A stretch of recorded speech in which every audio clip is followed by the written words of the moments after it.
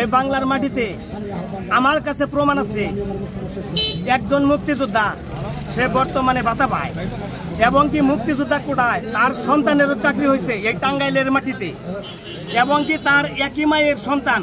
তার আপন বোন বর্তমানেও ভিক্ষা করে এবং কি আমি সে স্বয়ং নিজেই তার হাতে 10টি টাকা ভিক্ষা দিয়েছি যখন বুঝতে পারছি এটা মুক্তিযোদ্ধার বোন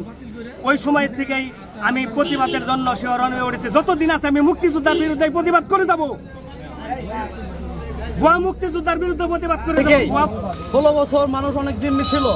মুক্তিযোদ্ধারা আসল মুক্তিযোদ্ধারা তাদের প্রকৃত ন্যায্য পাওনা পায় নাই